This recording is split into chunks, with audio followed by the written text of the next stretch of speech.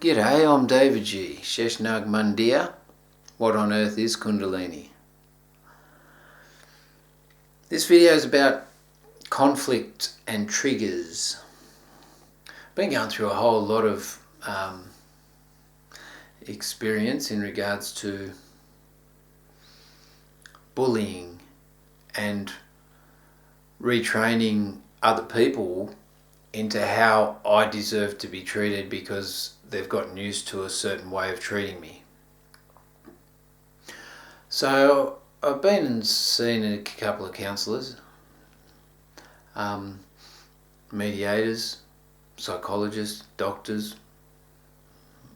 I like to go somewhere where people understand the mind, and because the mind is something that I'm quite passionate about through the path of self-awareness, Gyan Yoga. So I try and understand myself through a cognitive approach, and I try and understand the dynamics of life through an energetic interaction. So I went somewhere the other day and there was this lady that wrote on the board. She said, "Oh, this is what happens when we get triggered and then it leads to conflict." She said there's three things that happen. She said that the identity is confronted. So however the person sees themselves, that's actually confronted. So if they see themselves as better than others, or they see themselves as the boss, or they see themselves as the guru of this area or the expert of this area, then sometimes that identity gets confronted and it leads to some sort of physiological experience of stress from some sort of psychological trigger.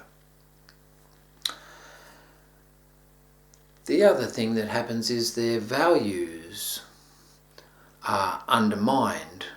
So I've talked about this in the video validation, and how I believe that everyone has a value and belief system that they like to get reflected back at them, especially me, which happened yesterday morning, which was a really beautiful experience. I met another mad man and he's off his head, and we got on like what they say, a house on fire.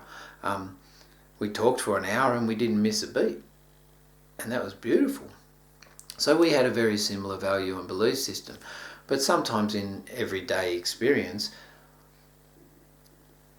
a person's values are undermined, and that when that happens, that also leads to a physiological experience of stress through a psychological trigger, which is quite often invalidation of their own beliefs and values. So that's the second thing that may happen. The other thing that happens is emotional needs aren't met. So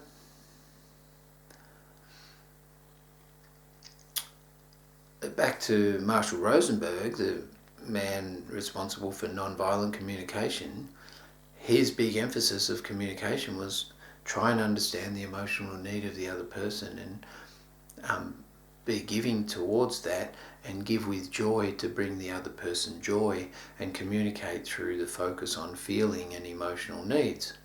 So I found that very pertinent to everyday experience, and if I can understand the triggers that lead to conflict, and then also implement my 3 steps that I've made up to do with pausing, not responding, and then taking a breath, and then establishing a poise, an inner poise, where I come from a steady inner centeredness aligned with my own energy, then I can feel into what's missing in that interaction, whether it's confronting the identity, undermining the values, or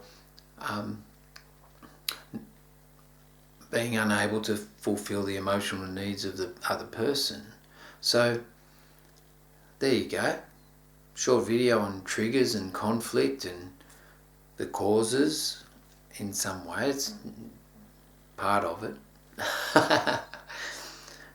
Thanks for joining me. Omdevaji, Sheshnag Mandir. What on earth is Kundalini? Om Namah Shivaya, Hara Hara Mahadev. Peace.